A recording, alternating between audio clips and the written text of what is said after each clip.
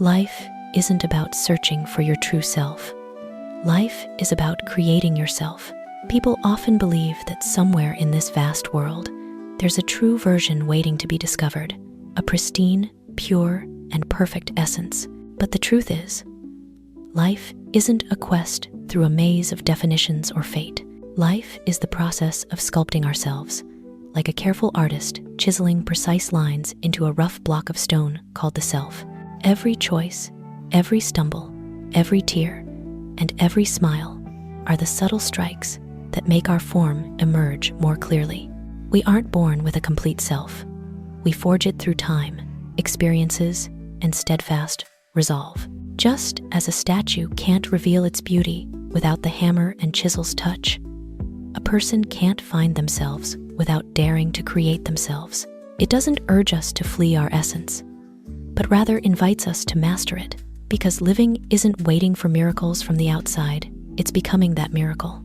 Dare to choose, dare to act, dare to err, and dare to correct. Every day, we live with initiative and creativity.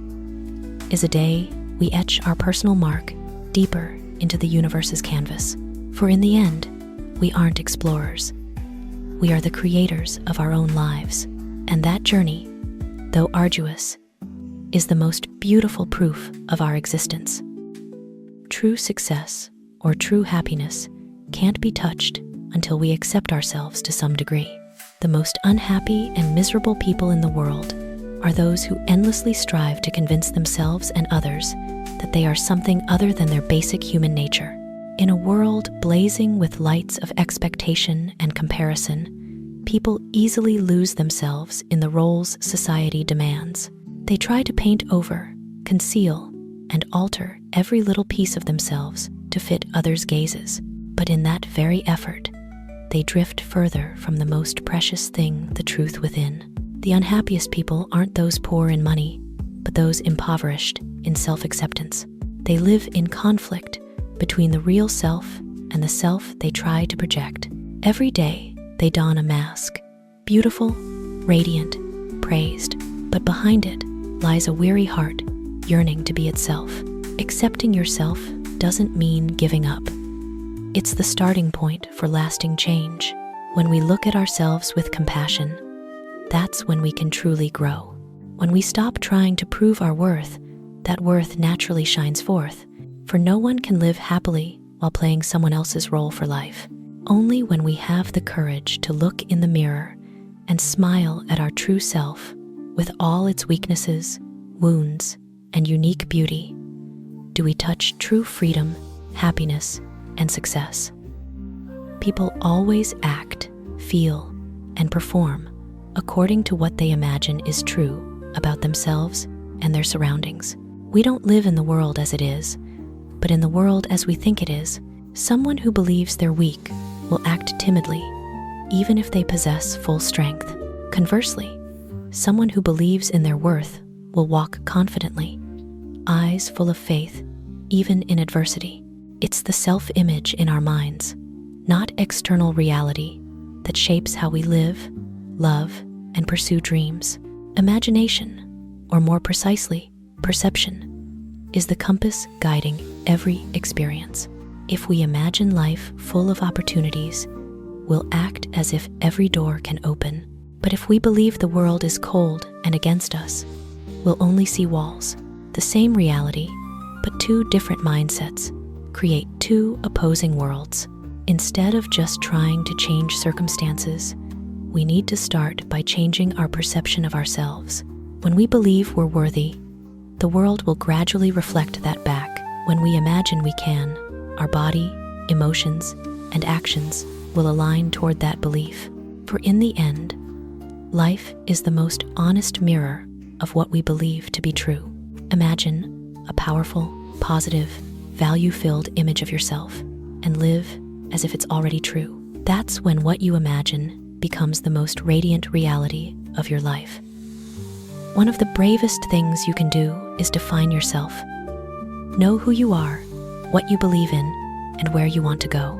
In a world where everyone wants to be liked and recognized, pausing to say, "This is me," that's an act of courage. Because defining yourself isn't just knowing what you like, but daring to be honest with your true nature, accepting both light and shadow in your soul. It's a journey through fear, doubt, and negative voices to reach the core of your being. When you know who you are, you no longer have to live to please others. When you believe in something, you have a compass to navigate the vast sea of life. And when you know where you want to go, every step, though small, carries profound meaning. No more wandering lost, no more comparing, only a soul steadfastly walking its own path. It's truly brave when someone can say, "I'm not perfect, but I am me," for that's the beginning of freedom. Freedom from expectations, prejudices, and the masks we once wore. And from that courage, one can live fully, creatively, and happily in their own way. So, in the journey of growth, knowing who you are is the first and most important step to a meaningful life. For those who understand themselves don't need to chase the world stops to listen. Life isn't about finding yourself. Life is about creating yourself. We often think ourself is something already there, and once found, everything becomes clear. But the truth is, the self isn't a gem buried in the earth. It's a work being sculpted every day. Every choice, decision, belief, and even mistake, all are the chisels shaping our true form. Life doesn't give us a fixed mold. It hands us clay and time to mold ourselves. The brave aren't those searching everywhere for answers, but those who write the answers with their own lives. When we stop waiting to find ourselves and start creating ourselves, we become masters of our fate, the artists painting the canvas called I. For no one is born as themselves. They become themselves through days of daring to live, choose, and be different. And that's the profound meaning of life. Not to discover what already exists, but to create what never was, the person we choose to become. The law of correspondence means your outer world is a mirror reflecting your inner world. Your outer world corresponds to your inner world. The outer world of relationships, especially with children and spouses, is simply a correspondence to how you feel about yourself and what you're doing. If inside you is peace, the outer world will appear in gentle hues. But if your heart is full of storms, even if the sky outside is clear, you'll only see gloom. Every person we meet, every event that occurs, is a mirror reflecting our inner self, our beliefs, fears, wounds, and love. The outer world of relationships, especially with children or spouses, is the clearest proof of this law. When we love and value ourselves, we radiate that energy outward. Our relationships become light, understanding, and full of love. But when we're filled with doubt, blame, or guilt, we'll see those reflected back from our loved ones. The world isn't an opponent. It's a patient teacher always showing us what we carry inside. Every conflict, sorrow, or tear in relationships is a reminder. Return inside, heal yourself, for changing the world doesn't start with changing others. It starts with changing ourselves. When our hearts are full of light, every mirror around will reflect that light back. And that's the miracle of the law of correspondence. You don't need to seek a better world created from within. Not knowing yourself is a great harm. When a person doesn't understand themselves, they're like a ship setting sail without a compass. They drift amid life's storms, unsure of harbor or direction. Not understanding oneself makes us easily swept by others' opinions, manipulated by fleeting emotions, and living a life without knowing why. Not knowing who we are, we confuse true desires with borrowed cravings. We chase fame, thinking it's happiness. Try to please others while ignoring our own hurting hearts. Lack of self-knowledge is the root of much anxiety, disappointment, and suffering. For we can't heal a wound we don't see. But knowing yourself isn't just understanding strengths and weaknesses. It's having the courage to face inner truths, the parts we often avoid. When we bravely illuminate our souls, we gain the power to change, grow, and live true to our essence. Knowing yourself is the beginning of wisdom. Not knowing yourself is the source of mistakes. For only by understanding ourselves can we understand others. Only by mastering ourselves can we master life. And that's why not knowing yourself is truly the greatest harm. Clearly, we create ourselves.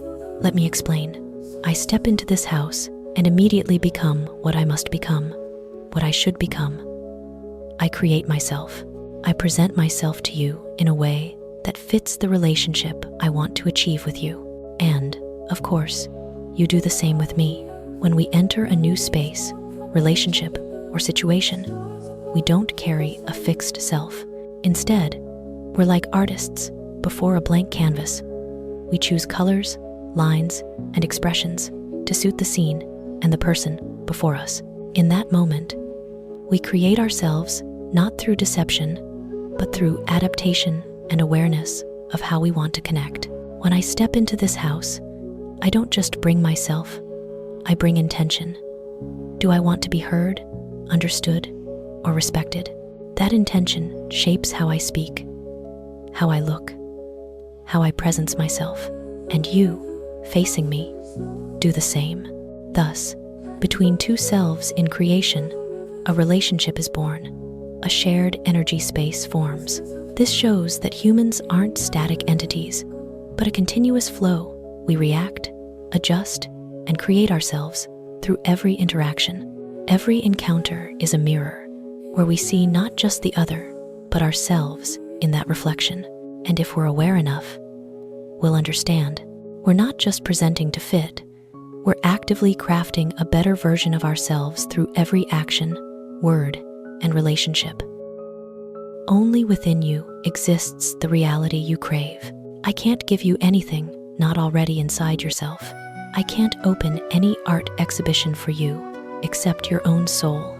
That's a wake-up call. Light as wind, yet deep as the ocean. Every person carries their own exhibition, holding the colors of dreams, memories, and beliefs. Yet many chase light outside, while the true flame smolders within their hearts. No one can grant you happiness, peace, or creative inspiration if you haven't sown them in your soul first. Others can only reflect. The true scene appears when you open your inner door. Like a painter, you hold the palette of your life. If your mind overflows with faith and light, the painting you create will be vibrant and alive. But if fear and doubt take over, even dawn becomes shadowy.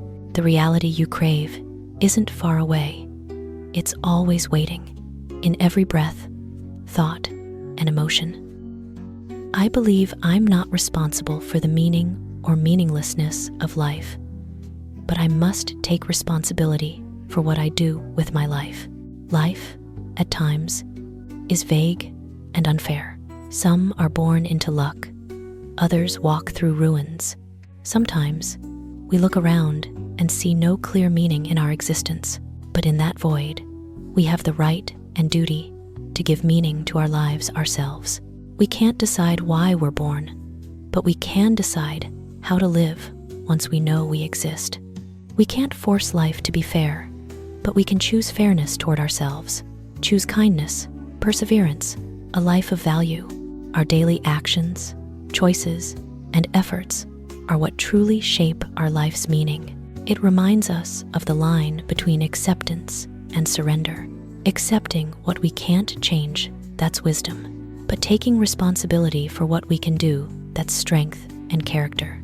Life doesn't carry meaning on its own.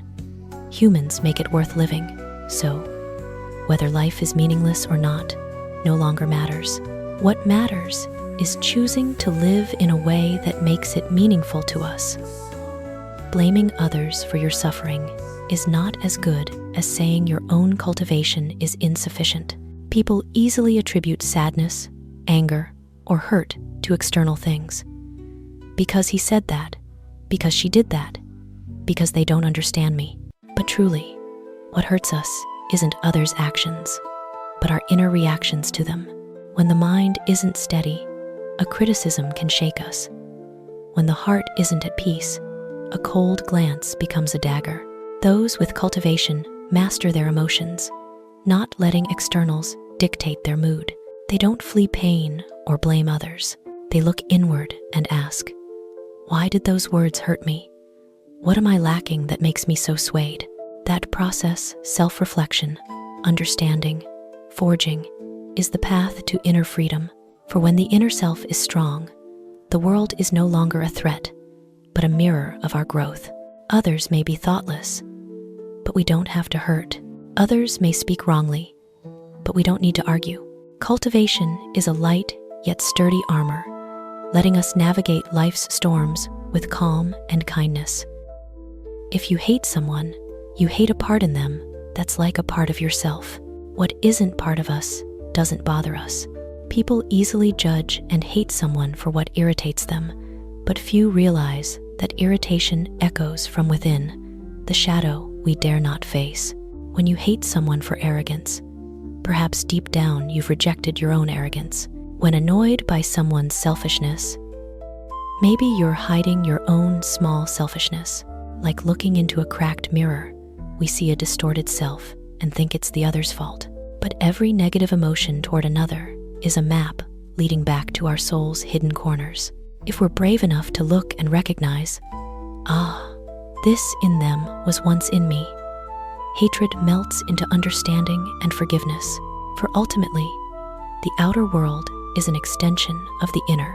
When we heal ourselves, we learn to see others with calmer eyes of empathy, not judgment, loving even the imperfect parts of humanity. The deepest suffering is realizing we are the main cause of all our unhappiness. We often blame circumstances, fate, others, thinking they made us sad, fail, suffer. But at some moment in life, pausing, looking deep, we see most wounds aren't from outside, but nurtured by us. Wrong choices, illusory expectations, stubbornness, refusal to let go. That's a bitter realization since we cause it. There's no one left to blame. But from that moment, true power emerges. For if we're the cause of suffering, we're also the one who can end it. It's no longer tragedy, but the start of freedom. Humanity's greatest pain isn't hurt from others, but seeing our own darkness, pride, fear, envy, selfishness, we hid. But facing it bravely, we cease being life's victims and become its creators. The pain of realizing we cause our unhappiness isn't punishment, it's a door to light. Only by taking responsibility for everything in our lives do we truly mature, gain freedom, and live illuminated by understanding and love, no longer led by suffering.